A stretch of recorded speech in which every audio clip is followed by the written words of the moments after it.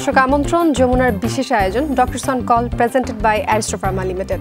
আপনাদের স্বাস্থ্য বিষয়ক নানান প্রশ্ন আর সেসবের তাৎক্ষণিক সমাধান নিয়ে আমাদের এই বিশেষ আয়োজন। আমাদের সাথে থাকবেন দেশবরণ্য এবং আধুনিক চিকিৎসা বিজ্ঞানের দক্ষ চিকিৎসকরা। আপনাদের সাথে পুরো আয়োজন জুড়ে সাথে আছি আমি ডাক্তার সিদ্রা ইকবাল এবং আমাদের এই আয়োজনে থাকেন দেশবরণ্য এবং আধুনিক চিকিৎসা বিজ্ঞানের দক্ষ চিকিৎসকরা। দর্শক, আমাদের দেশের নানা বয়সী অসংখ্য মানুষ ভুগছেন হাঁটু কিংবা অস্থিসন্ধির ব্যথায়, ডাক্তারি পরিভাষায় যেটিকে আমরা বলে থাকি আর্থ্রাইটিস। এই রোগে ব্যাহত হয় মানুষের স্বাভাবিক দৈনন্দিন জীবন। দর্শক, আজ আমরা আলোচনা করব শরীরের বিভিন্ন অস্থিসন্ধির ব্যথা এবং এই রোগের চিকিৎসা নিয়ে। এই বিষয়ে কথা বলবার জন্য আমাদের সাথে একজন বিশেষ অতিথি আছেন। সাথে আছেন ডাক্তার জি.এম. জাহাঙ্গীর হোসেন, সহযোগী অধ্যাপক, জাতীয় অর্থোপেডিক হাসপাতাল ও পুনর্বাসন প্রতিষ্ঠান, যাকে আমরা নিটোর বলে চিনে থাকি। এবং আমাদের বিশেষজ্ঞ চিকিৎসকের পরামর্শ পাওয়ার জন্য ফোন করতে পারেন 982405 নাম্বারে। স্যার, স্বাগত জানাচ্ছি আপনাকে ডক্টরস অন কলে। ধন্যবাদ আপনাকে। স্যার, আমরা যে বিষয়ে আজ কথা বলবো আর্থ্রাইটিস বলে থাকি বা শরীরের বিভিন্ন অস্থিসন্ধির ব্যথা যেটাকে বলে থাকি। যেমনটা বললাম, এখন বর্তমানে দৈনন্দিন জীবন বা দৈনন্দিন যে কার্যকলাপ, এই আর্থ্রাইটিসের ব্যথা কিন্তু ব্যাহত হচ্ছে। প্রথমে একটু সংক্ষেপে জানতে চাই, আর্থ্রাইটিস আমরা আসলে কাকে বলছি? আর্থ্রাইটিস যদি আমি লিটারালি শব্দটা বলি, আর্থ হলো জয়েন্ট, আইটিস হলো প্রদাহ। অর্থাৎ জয়েন্টের যখন প্রদাহজনিত বিভিন্ন উপসর্গ দেখা দেয়, বিশেষ করে ব্যথা, জোড়াটা জমে যাওয়া, ফুলে যাওয়া, তার স্বাভাবিক কাজকর্মে ব্যাহত হওয়া অথবা কাজ করা অসম্ভব হয়ে যায়, তখন এই সমষ্টিগতভাবে একসাথে জোড়ার আর্থ্রাইটিস বা জোড়ার বাত ব্যথা বলে। এটাকে আমরা হচ্ছে কি মানে জয়েন্টের যে পেইনগুলো রয়েছে। স্যার, কত ধরনের আর্থ্রাইটিস বা জয়েন্টের ব্যথা থাকে? অ্যাকচুয়ালি অনেক ধরনের আর্থ্রাইটিস আছে এবং সেটা এক এক বয়সে এক এক ধরনের আর্থ্রাইটিস হয় এবং এক এক ধরনের উপসর্গ দেখা দেয় এই আর্থ্রাইটিসটা। তবে সবচেয়ে বেশি যে আর্থ্রাইটিসটা হয় সেটা বয়সের কারণে, আমরা বলি অস্টিও আর্থ্রাইটিস। তারপরে যে আর্থ্রাইটিসটা আছে সেটা হলো রেমাটয়েড আর্থ্রাইটিস।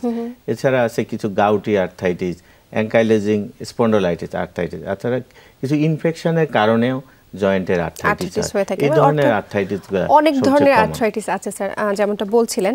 তবে কোন আর্থ্রাইটিসটা সবচেয়ে বেশি কমন আপনারা পেয়ে থাকেন? রোগীরা কোন আর্থ্রাইটিসের কমপ্লেইনটা আসলে সবচেয়ে বেশি করে থাকেন? এই ক্ষেত্রে দুইটা আর্থ্রাইটিস বেশি। এই দুইটা আর্থ্রাইটিস সম্বন্ধে আমি বলবো। প্রথম হলো অস্টিও আর্থ্রাইটিস, আমরা বলি গিটেপাত। এই গিটেপাতটা সাধারণত যাদের বয়স 40-এর ঊর্ধ্বে, পুরুষের ক্ষেত্রে, মহিলাদের ক্ষেত্রে সাধারণত 30-32-এর পরেই এই আর্থ্রাইটিসটা দেখা দেয়। এইটাকে আমরা বলি ব্যবহারজনিত ক্ষয় বৃদ্ধির কারণে যে ধরনের আর্থ্রাইটিস হয় সেটা। যেমন আমি যদি দীর্ঘ সময় একই পজিশনে থাকি, যেমন দাঁড়িয়ে থাকি বা বসে থাকি, আমি যদি একই ধরনের রিপিটেড ভাবে কাজ করে থাকি, লং স্ট্যান্ডিং পজিশনে বসে থাকি, অথবা আমার কিছু বংশানুক্রমিক কিছু রোগের সমস্যার কারণে থাকে, অথবা আমি কোনো আঘাতের কারণে আমার জোড়ার লিগামেন্ট ইনজুরি হয়ে থাকে, অথবা আমার জোড়াটা হাড় ভেঙে গেছে, জোড়ার অথবা ছুটে গেছে, জোড়া ছুটে যায়, এই ধরনের কারণে যখন, অথবা কিছু কিছু খাদ্যদ্রব্য সমস্যার কারণে, কিছু কিছু রোগ বালাই যেমন হরমোন, ডায়াবেটিস, বিভিন্ন কারণে যে ধরনের আর্থ্রাইটিসটা হয় সেটা হলো অস্টিও আর্থ্রাইটিস। এই অস্টিও আর্থ্রাইটিস এটা হচ্ছে অস্টিও আর্থ্রাইটিস এবং যেটা হচ্ছে সবচেয়ে কমন। একজন দর্শক আমাদের সাথে যুক্ত হয়েছেন, ওনার প্রশ্নটি নিয়ে নিই, তারপর আবারও ফিরছি, আমরা জয়েন্টের ব্যথায় কথা বলবো। দর্শক, কে বলছিলেন, কোথা থেকে বলছিলেন, নাম বলে প্রশ্ন করুন। দর্শক, দুঃখিত, আপনার সংযোগটি বিচ্ছিন্ন হয়ে গিয়েছে, আবার আমাদের সাথে যুক্ত হবার জন্য চেষ্টা করতে থাকুন। স্যার, বলছিলেন যে অস্টিও আর্থ্রাইটিসটা হচ্ছে সবচেয়ে কমন পেয়ে থাকেন। কি উপসর্গ নিয়ে রোগীরা আপনার কাছে আসেন? আচ্ছা, অস্টিও আর্থ্রাইটিসের যেহেতু এটা বয়সের কারণে হয়, দীর্ঘদিন ক্ষয়জনিত ব্যবহারজনিত কারণে হয়, পুরুষের ক্ষেত্রে 40-এর পরে, মহিলাদের ক্ষেত্রে একটু আগে হয়। তারপর প্রথম ব্যথা হলে তার জয়েন্টে ব্যথা হয়, এটা প্রথম উপসর্গ নিয়ে আসে। তো ব্যথার পরে দেখা যাচ্ছে যে সে বলে যে আমার জোড়াটাতে মাঝে মাঝে ফুলে যায়, আবার জোড়াতে অনেক সময় কিছুটা লাল হয়ে যায়, জোড়াতে আমি দেখা যাচ্ছে জোড়াটা জমে গেছে, তারপর আমি জোড়াতে শক্তি কম পাচ্ছি, পুরা বিশেষ করে যেগুলা বিশেষ করে হাঁটুর জোড়া, গোড়ালির জোড়া, হিপ জয়েন্টের জোড়া, কাদের জোড়া, কোন এগুলাকে বলতে থাকবে যে আমি যেন পুরাটি সোজা ভাঁজ করতে পারছি না, দৈনন্দিন আমি জামা কাপড় খুলতে পড়তে অসুবিধা, আমার যে কোনো গোসল বা অন্যান্য কাজকর্মে আমার হাতে ব্যাহত হচ্ছে, আস্তে আস্তে দেখা যাচ্ছে জোড়া নড়াচড়া কমে যায়, জোড়াটা বিভিন্নভাবে যেহেতু হাড়ের ক্ষয় বৃদ্ধি হয়, জোড়া বিভিন্ন ধরনের এই ডিফর্মিটি মানে অসামঞ্জস্যতা জোড়া দেখা অনেকে যায়, ফুলেও যায়, কিন্তু অনেকটা হচ্ছে ফুলে জায়গায় যায়, জায়গায় ফুলেও যায়। এগুলো আসে। আচ্ছা, এই ধরনের উপসর্গ হচ্ছে একেবারে কমন উপসর্গ। স্যার, আর্থ্রাইটিস নিয়ে আরো অনেক প্রশ্ন রয়েছে এবং আলোচনা করব, তবে সময় হচ্ছে একটি বিরতির পর আবারও ফিরছি আমরা আলোচনায়। দর্শক, doctor on call presented by Aristo pharma limited এর নিচে ছোট্ট একটা বিরতি, আমাদের সাথেই থাকুন।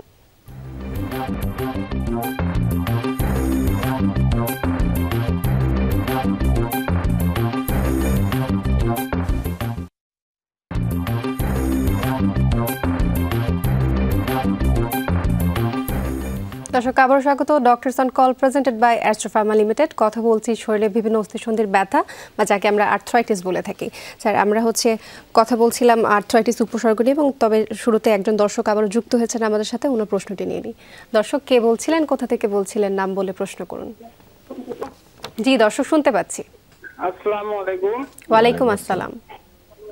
আমি কুড়িগ্রাম থেকে বলতেছি। জি দর্শক। আমার মা 3 থেকে 4 বছর পর্যন্ত এই আর্থ্রাইটিস রোগে আক্রান্ত। আমরা কুড়িগ্রাম মঞ্জি আপডেট ডায়াগনস্টিক পর্যন্ত পেয়েছিলাম। রুল আমি দর্শক, আপনার টেলিভিশনের ভলিউমটি একটু কমিয়ে আমাদের সাথে কথা বলতে হবে। জি দর্শক, আমরা শুনতে পাচ্ছি, প্রশ্নটি করুন।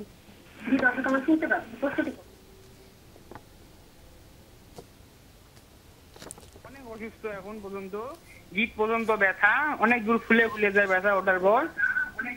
জি, বর্তমানে কি অসুবিধাটা হচ্ছে? কিন্তু কোন জায়গায় কমছে না। গিট মানে সারাদিন ভালো থাকার পর সকালে ব্যথাটা ওঠে এবং গিটে গিটে ব্যথা থাকে।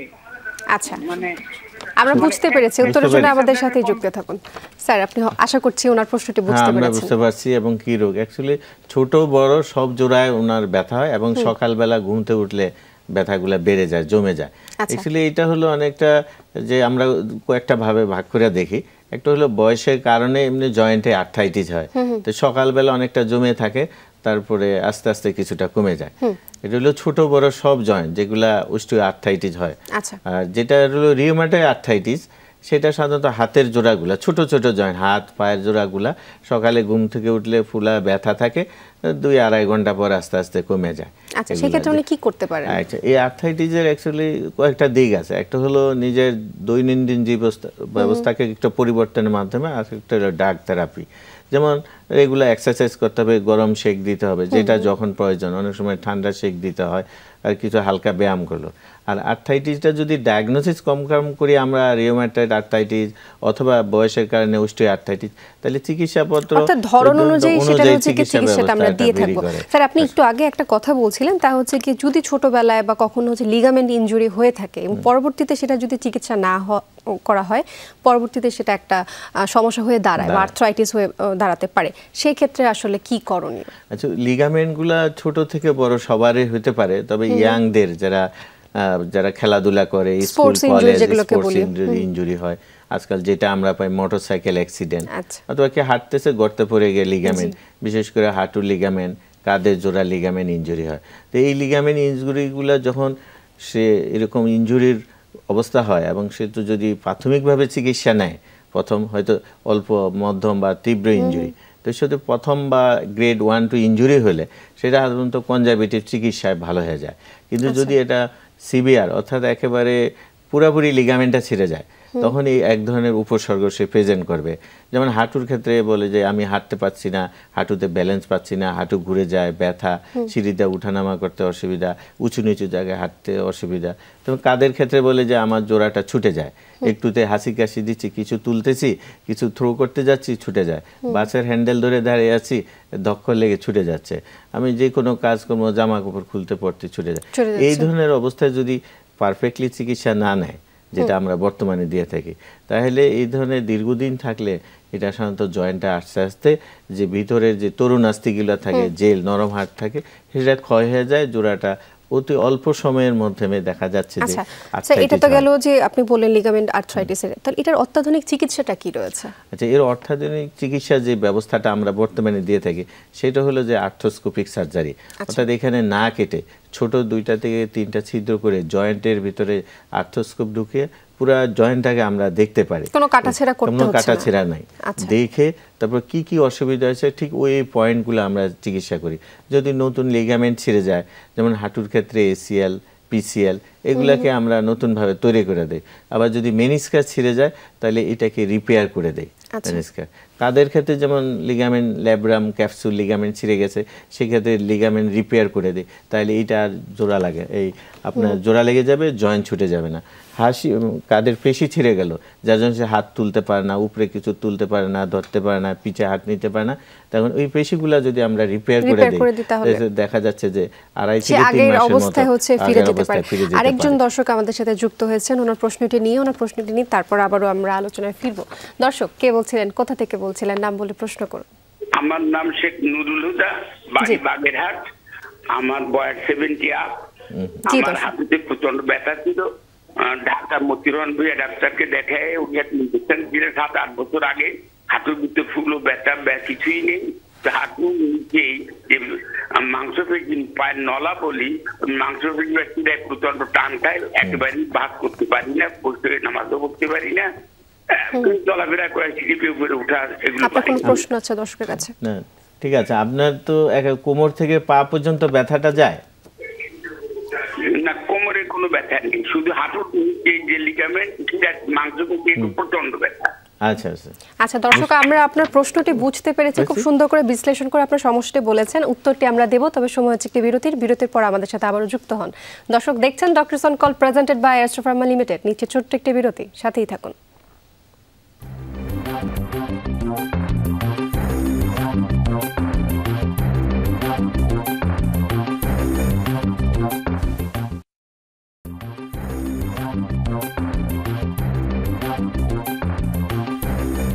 দর্শক আবারও স্বাগত। আপনারা দেখছেন doctors on call presented by অ্যাস্ট্রো ফার্মা লিমিটেড। কথা বলছি আর্থ্রাইটিস নিয়ে।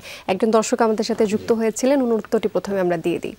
আচ্ছা, ওনার কথা শুনে উপসর্গগুলো বুঝে আমরা বুঝতে পারছি উনি হাঁটুর অস্টিও আর্থ্রাইটিস এবং কোমরে কিছু, যদিও কোমরে ব্যথা নেই কিন্তু লাম্বার স্পন্ডোলাইসিসের যে ধরনের ব্যথা হয় সেটাতে ফিচার পায়।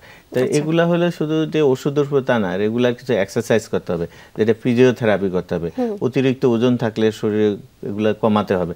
প্লাস যদি অন্য কোনো রোগ থাকে, যেমন diabetes, high pressure, hormone, liver, এগুলাকে নিয়ন্ত্রণ রাখতে হবে। তারপরে জয়েন্টের ব্যথার জন্য কিছু তো ব্যথার ওষুধ খেতে হবে, কিছু জয়েন্ট সাপ্লিমেন্ট যেগুলো আমরা ক্যালসিয়াম, ভিটামিন D3, গ্লুকোসামাইন, কন্ড্রয়েড, এই ধরনের ওষুধ খেতে হবে। স্যার, আপনি যে এক্সারসাইজের কথা কিন্তু বারবারই বলছেন যে এক্সারসাইজ করতে হবে। দর্শকদের উদ্দেশ্যে বলতে চাই, এক্সারসাইজ যেটা করতে হবে সেটা অবশ্যই ফিজিওথেরাপিস্টের কাছ থেকে পরামর্শ নিয়ে সেই এক্সারসাইজটা করতে হবে। ইউটিউব বা অন্যান্য যেগুলো এক্সারসাইজ আমরা দেখে থাকি সেটা দেখে কিন্তু অনেকেই এক্সারসাইজ বাসায় করে থাকেন।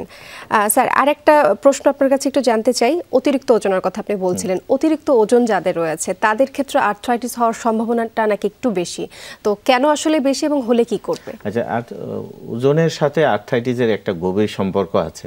অর্থাৎ যখন ধরেন একটা সিম্পল জয়েন্ট থাকে, যেমন হাঁটু জোড়া, আমি যদি আমার যে ওয়েটটা হয় নর্মাল উপায়ে আমার সাধারণত 1.5 থেকে 2 গুণ ওজন আমার একটা হাঁটু দিয়ে যায়। যখন আমি সিঁড়ি ভাঙি 5 গুণ, আর যখন আমি নিচে বসে যাই 8 গুণ ওজন, আমার শরীরে 8 গুণ ওজন। যদি আমার 100 কেজি হয়, 800 কেজি ওজন আমার এক হাঁটুর উপরে পড়বে আমি যখন বসে যাই। সুতরাং দেখা যাচ্ছে একটা জয়েন্ট যখন চলে এর ভিতরে হাড় থাকে, তারপর নরম জেলির মতো যেটা থাকে সেটা গাড়ি স্প্রিংয়ের মতো কাজ করবে। সুতরাং অতিরিক্ত যখন ওজন থাকে তখন তার ওই প্রেশার পড়বে বেশি, স্প্রিং, তাহলে জেলির মতো যেটা তরুণাস্থি থাকে সেগুলা ড্যামেজ হবে। প্লাস আশেপাশে যে মাসেলের লিগামেন্টের ব্যালেন্সিং সেগুলা পাওয়ার কমে যায়, বা অথবা ব্যালেন্স রাখতে পারে না, ইমব্যালেন্স হয়। যার জন্য অতিরিক্ত ওজন এই সিচুয়েশনে জয়েন্টের উপর অতিরিক্ত একটা স্ট্রেস পড়ে, পাওয়ার পরে হয়, যার জন্য তাড়াতাড়ি তাদের দেখা যায় জয়েন্টে জেলি শুকা যায়, আর্টিকুলার কার্টিলেজ ড্যামেজ হয় এবং অস্টিও আর্থ্রাইটিস হয়। এই জন্য আমরা প্রথম শর্ত হলো যে আর্থ্রাইটিস ভালো করতে হলে ওজনকে নিয়ন্ত্রণে রাখতে হবে, ওজন নিয়ন্ত্রণ করতে হবে। স্যার, এখন যেহেতু শীতের সময় চলে আসছে, একেবারে ডিসেম্বরের মাস, এই শীতের সময় কিন্তু আর্থ্রাইটিসের ব্যথা বেড়ে যায়। যাদের আগের থেকে আর্থ্রাইটিসের কমপ্লেইনগুলো ছিল সেটা দেখা যায় শীত আসলে কিন্তু আরো বেশি বাড়ে। শীতের সাথে আর্থ্রাইটিসের কি সম্পর্ক? আচ্ছা, শীতের সাথে আর্থ্রাইটিসের ঠিক এরকম ভাবে বলা যায়। সাধারণত শীতকালে আমরা কি দেখি, যে শীতকালে আমরা দেখি বাতাসের বায়ুর যে চাপ কমে যায় তখন কি হয় জোড়ার ভিতরে জোড়াগুলা প্রেশার বেড়ে যায়, তখন জোড়ার যে রক্তনালীগুলা থাকে সেগুলা রক্তনালীগুলো স্পাজম হয়, এই স্পাজমের জন্য জয়েন্টের ভিতরে রক্ত চলাচল কমে যায়, অর্থাৎ জোড়ার আশেপাশে যে লিগামেন্টগুলা থাকে সেগুলা সাধারণত ফ্লেক্সিবল হয় না, অর্থাৎ সে কন্ট্রাক্টেড হয়ে থাকে, সংকুচিত হয়ে থাকে, মাসলগুলো স্পাজম হয়ে থাকে, যার জন্য জোড়াটাতে রক্ত চলাচল কমে যায়, জোড়ায় তার যে নর্মাল স্বাভাবিক মেনটেন করতে নিউট্রিশন পাওয়ার কথা সেটা পাচ্ছে না, অথবা জোড়া এবং যে বিষাক্ত পদার্থগুলো তৈরি হয় সেগুলো জোড়া থেকে ফিরে আসতে পারে না, তখন দেখা যায় এই প্রদাহজনিত ব্যথাটা বেড়ে যায় এবং জোড়ার যে আর্থ্রাইটিসকে ত্বরান্বিত করে। এই জন্য আমাদের শীতকালে উপদেশ থাকে যে আমরা যেন তাকে কয়েকটা লেয়ারে তাকে গরম সেক দিতে হবে, অতিরিক্ত কাপড় পরতে হবে, ঠান্ডার এক্সপোজারে এই যে আর্থ্রাইটিস থাকে সেগুলো যাওয়া যাবে না, অথবা গরম পানি শেক অথবা গোসল করার সময় গরম পানি করতে হবে। আবার শীতকালে দেখা যায় অনেকে বাইরে বের হয় কম, অনেক ভারী ধরনের এক্সারসাইজ করতে পারে না, এই জন্য জোড়াগুলো অনেক জমে যায় যে সেই জিনিসটা হচ্ছে করতে পারে না। স্যার আরেকটা প্রশ্ন ছিল, তা হচ্ছে জুতা নিয়ে বলছিলেন যে যাতে আর্থ্রাইটিসের প্রবলেম থাকে আমাদের চিকিৎসক যারা আছেন তারা কিন্তু কিছু বিশেষ জুতা হচ্ছে রেকমেন্ড করে থাকেন, কোন ধরনের জুতা আসলে আপনারা রেকমেন্ড করে থাকেন? আমরা বলি মেডিকেটেড শু বা অর্থোপেডিক শু, যেমন যাদের পায়ের তলায় ব্যথা থাকে, ওখানে হাড় বেড়ে যায়, অথবা যেটাকে আমরা বলি প্লান্টার ফ্যাসাইটিস, এই ধরনের, সেই ক্ষেত্রে তাদেরকে নরম জুতা ব্যবহার করতে হবে, এমন ধরনের জুতা ব্যবহার করতে হবে যাতে ওইটা দুই উপায়ে কাজ করে, এক হলে সফট করে, কোনো হার্ড কিছু না, দ্বিতীয়ত যে এরকম একটা স্পেস ক্রিয়েট করে, স্পর্শ ক্রিয়েট করে, যেখানে ওখানে রক্ত চলাচল বেড়ে যায়, ওই যে হাড় অতিরিক্ত বেড়ে যায় সেটা কমে যায়। এই জন্য আবার এই জুতার সাহায্যে যেমন আমরা বলি যাদের ফ্ল্যাট ফুট হয়, পাটা সমান হয়ে যায়, সেই ক্ষেত্রে আমরা এমন টাইপের জুতা ব্যবহার করতে বলি যাতে এটা নর্মাল হাঁটুর যে পায়ের তলা যে বাঁকা আছে সেটাকে আপনার মেনটেন করে। আবার অনেকে হিপ জয়েন্টের রোগ হইলে বা আমরা জয়েন্টের অপারেশনের পর পা ছোট বড় হয়ে যায়, এই জন্য আমরা বলি দুই পায়ে সমান করার জন্য এক ধরনের সমান করে জুতা পরতে বা একটু উঁচু জুতা পরতে। তাইলে এইটা দেখা যাচ্ছে যে জুতা মানুষের আর্থ্রাইটিস প্রিভেনশনের করার জন্য, অথবা আর্থ্রাইটিস যাদের হয়ে গেছে তাদের সুস্থতা রাখার জন্য জুতা প্রেসক্রাইব করে। আর্থ্রাইটিস হচ্ছে যাদের আছে তারা অবশ্যই হচ্ছে জুতার যে বিষয়টা আছে সেটা খুব সিলেক্টিভ হতে হবে, জুতাটা হচ্ছে অবশ্যই ডাক্তারের পরামর্শ নিয়ে কিন্তু হচ্ছে নিয়ে তারপর ইউজ করতে হবে। অসংখ্য ধন্যবাদ জানাচ্ছি আপনাকে আপনার মূল্যবান সময় আমাদেরকে দেবার জন্য। আপনাকে অশেষ ধন্যবাদ। দর্শক, এই ছিল doctors on call presented by অ্যাস্ট্রো ফার্মা লিমিটেডের আজকের আয়োজন। আমাদের সাথে থাকার জন্য অসংখ্য ধন্যবাদ আপনাদের।